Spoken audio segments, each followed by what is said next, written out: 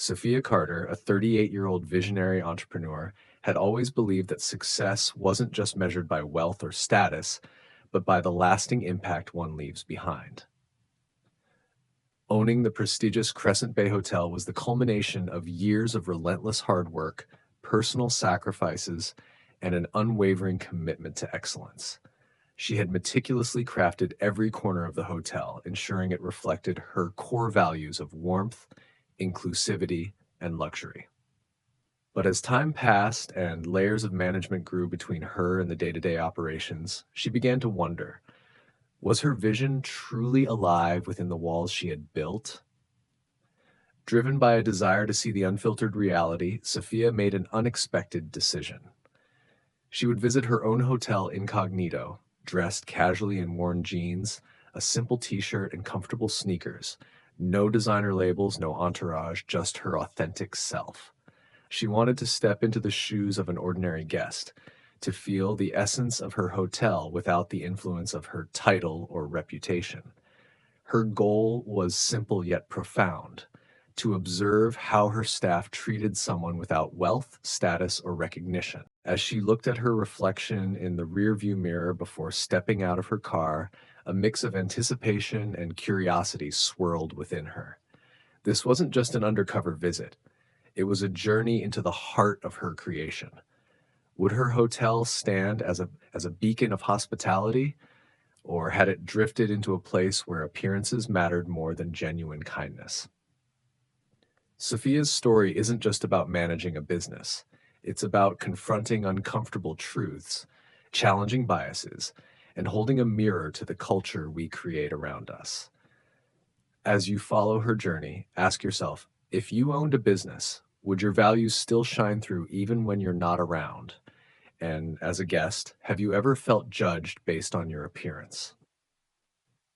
Sophia stepped through the grand revolving doors of the luxury hotel, her heart filled with anticipation.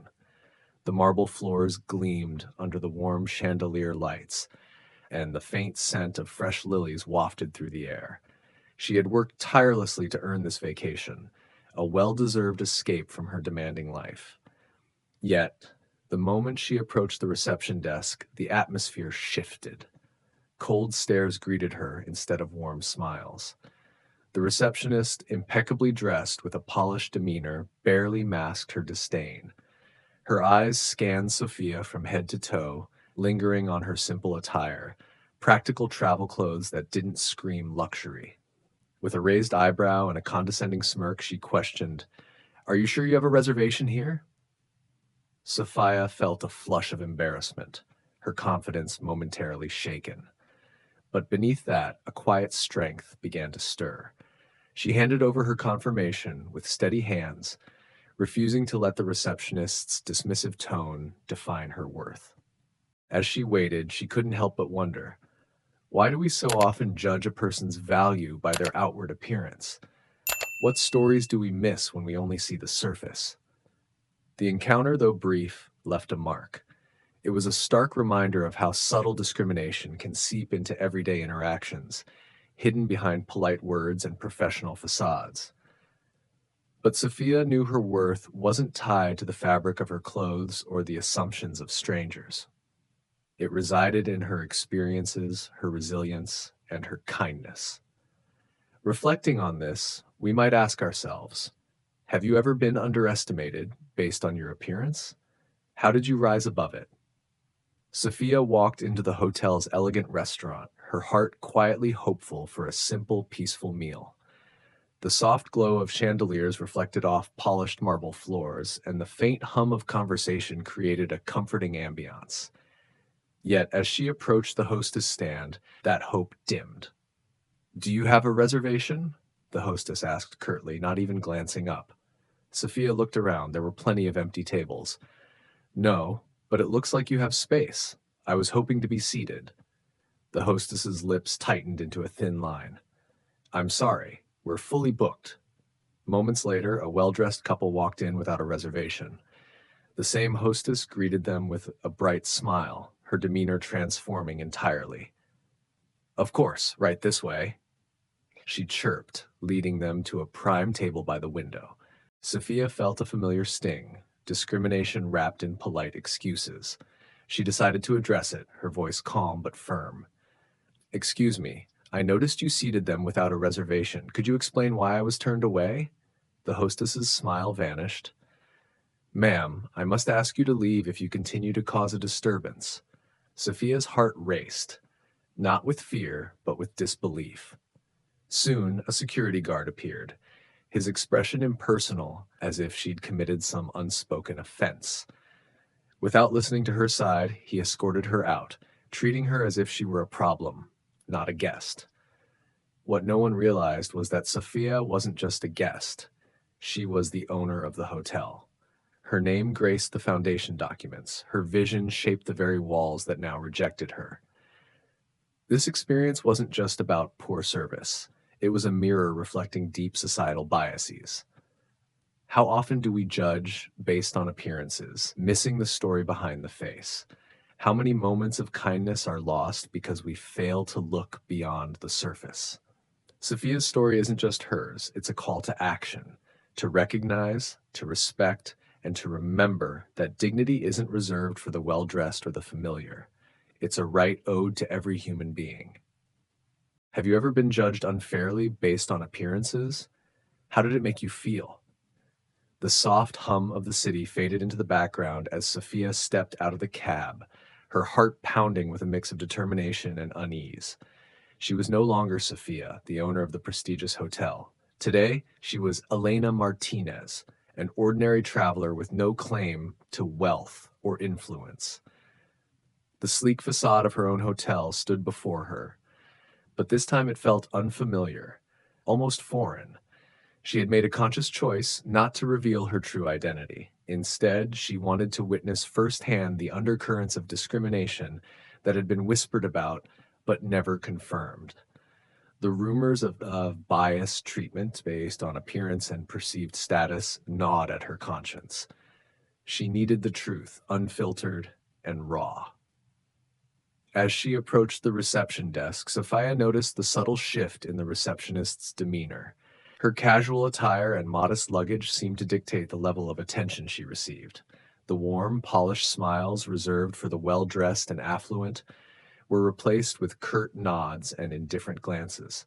She felt the sting of judgment, not as a powerful hotelier, but as a guest deemed unworthy of special treatment.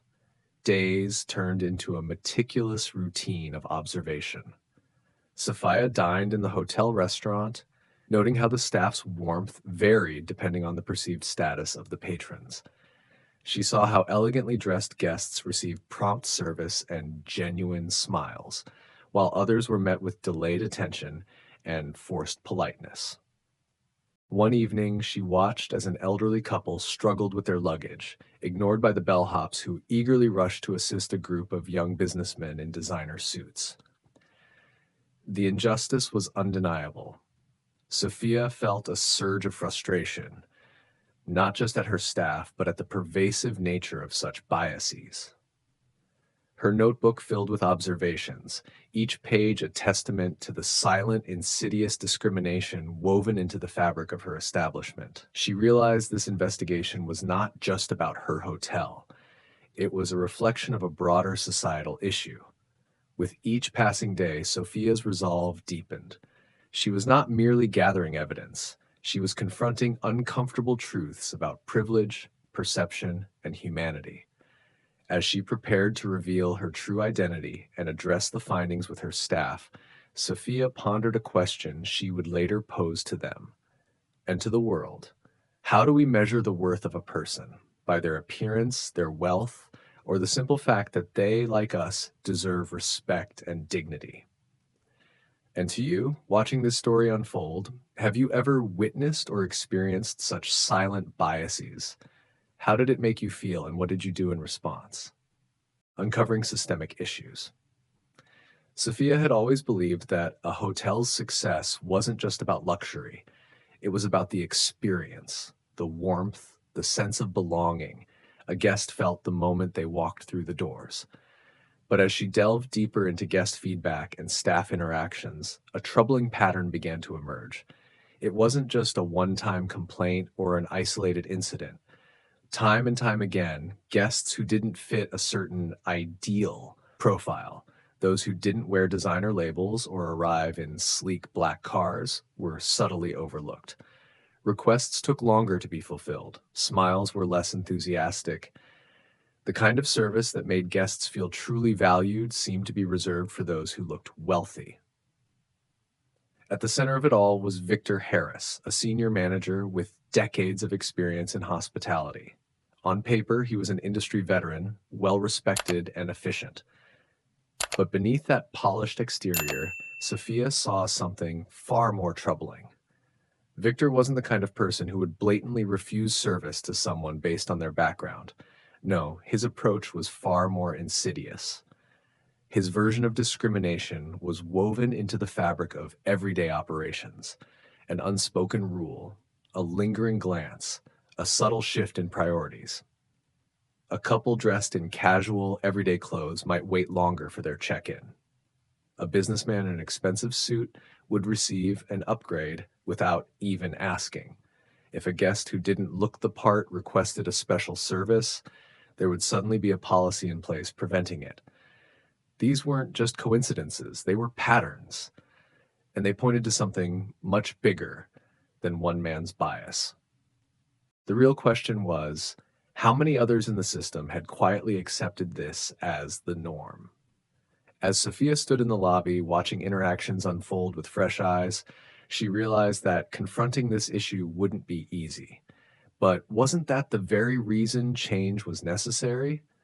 Because when bias is left unchecked, it doesn't just persist, it spreads.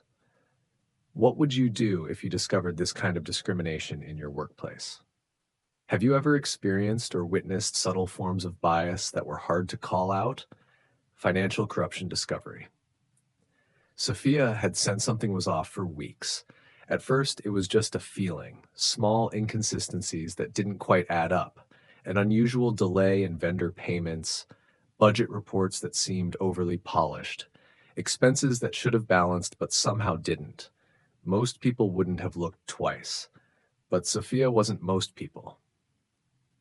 With the help of her sharp and meticulous assistant, Lena Brooks, she started digging deeper. Lena, with her keen eye for detail and an almost obsessive need for accuracy, went through financial records line by line. And that's when the truth started unraveling. Hidden beneath layers of carefully manipulated transactions, they found it. A pattern of financial irregularities stretching back years. Funds were being siphoned off, disguised as miscellaneous expenses, inflated invoices, and ghost vendor payments. And at the center of it all, Victor Harris. Victor had always been a commanding presence, a man who knew how to navigate power structures with ease. But now it was clear. His authority wasn't just built on experience. It was built on deception. The deeper Sophia and Lena dug, the more disturbing the picture became.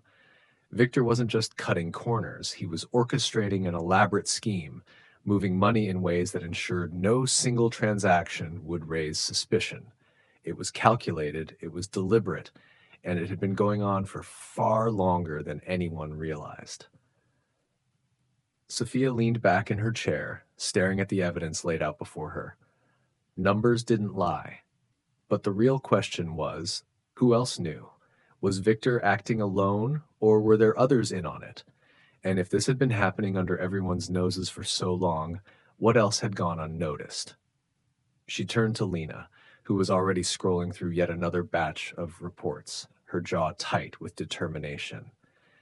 "This isn't just about stolen money," Lena said quietly. "It's about trust. If we let this slide, what does that say about us?" Sophia exhaled, knowing Lena was right. Uncovering the corruption was one thing. Bringing it to light, especially when it involved a senior manager, was something else entirely. What would you do if you uncovered corruption in your workplace? Would you risk everything to expose the truth? Confrontation and accountability. The air in the boardroom was thick with tension. Sophia sat at the long mahogany table, her fingers lightly tapping the surface, a controlled rhythm masking the storm inside her. To her right sat Jonathan Blake, a senior board member with years of experience and an unwavering reputation for integrity. Across from them, Victor Harris adjusted his cufflinks, his expression unreadable, his confidence still intact, at least for now. Sophia had spent countless nights preparing for this moment. She and Lena had gathered irrefutable evidence: financial statements, manipulated transactions, and testimonial accounts of discriminatory behavior. Every document was meticulously compiled, every number double-checked. There was no room for denial, no way out. Jonathan cleared his throat, his voice firm but measured. Victor, we need to talk about some serious concerns regarding your conduct at this establishment. Victor barely flinched. Concerns? He echoed, leaning back in his chair. I've been here for years. If there were any concerns, I would have heard about them sooner. Sophia didn't blink. She slid a file across the table, flipping it open to reveal the first piece of evidence: an expense report riddled with discrepancies. These are records of fraudulent transactions under your authorization, she stated, her voice steady. Money siphoned from company accounts, invoices that don't match actual services, and vendor payments that lead to shell companies. Victor's smirk faltered. He picked up the paper, scanning the numbers, but the trap had already been set. Sophia knew he wasn't seeing these for the first time. He was calculating his next move. And that's not all, she continued, flipping to the next section of the file. Multiple complaints from staff and guests reveal a pattern of systemic discrimination under your leadership. Favoritism, delays in service for certain guests, and selective rule enforcement. This wasn't just implicit bias, it was deliberate. Jonathan sighed, folding his hands together. We have enough evidence to move forward, Victor. There's no way around this. For the first time, Victor's composed facade cracked. His jaw tightened, his fingers curled slightly into fists. He glanced between them as if searching for an escape, but there was none. This is absurd, he muttered, his voice quieter now. You're blowing things out of proportion. No, Victor, Jonathan said firmly. We're holding you accountable. A long silence followed. Then Jonathan made it official. Effective immediately. Your employment is terminated. Legal action will follow. Victor stood, his chair scraping against the floor. He opened his mouth as if to protest, but no words came. There was nothing left to say. As he walked toward the door, Sophia felt the weight of the moment. She had fought for this, not out of personal vendetta, but because it was the right thing to do. Corruption and discrimination thrived in silence, and today silence had been shattered. She turned to Jonathan, who gave her a small nod of approval. You did the right thing, he said. Sophia exhaled, the tension in her shoulders finally easing. But she knew this was only the beginning. Cleaning up the mess Victor left behind wouldn't be easy, but for the first time in a long time, the path forward felt clear. What do you think is the biggest challenge in holding powerful people accountable? Reforming hotel culture. With Victor Harris gone and the weight of corruption lifted, Sophia knew that firing one man wasn't enough. The problem had never been just about him. It was about a culture that had quietly allowed discrimination and unethical behavior to take root. If real change was going to happen, it had to be systemic, intentional, and lasting. She started with the staff. In the first all-hands meeting after Victor's departure, Sophia stood before a room of employees, front desk agents, housekeeping, concierge management, people who had seen and felt the effects of past leadership, but had been powerless to challenge it. Some were relieved, others were skeptical, but all of them were waiting to see what she would do next. We are not just fixing a broken system, she told them. We are redefining who we are, building a culture of inclusivity and respect. Her first major reform was mandatory diversity and inclusion training, not just a one-time seminar, but an ongoing program designed to challenge biases, foster empathy, and ensure every employee understood that respect wasn't optional. It was a requirement. She worked closely with HR to implement clear anti-discrimination policies with strict accountability measures. No more unspoken rules favoring wealthy-looking guests. No more selective service based on assumptions. Every guest, no matter their background, deserved the same level of hospitality. Empowering employees. Sophia also recognized that silence had been the biggest enabler of past misconduct. To break that cycle, she introduced anonymous feedback channels, secure ways for employees to report concerns without fear of retaliation. These channels weren't just for grievances, they were also for ideas. If someone had a suggestion to improve operations, she wanted to hear it. Guests, too, needed a voice. A new guest experience survey was introduced, but unlike before, responses were now reviewed transparently, with real action taken. Patterns of complaints wouldn't be ignored, they would be addressed, ensuring transparency and fairness. To prevent future financial misconduct, Sophia worked with the board to implement a more rigorous audit system. Expense approvals now required multiple sign-offs, and all financial records were subject to regular review.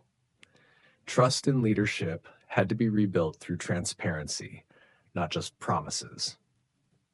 At first, not everyone embraced the changes. Some longtime staff resisted, uncomfortable with the shift in expectations. But over time, something remarkable happened.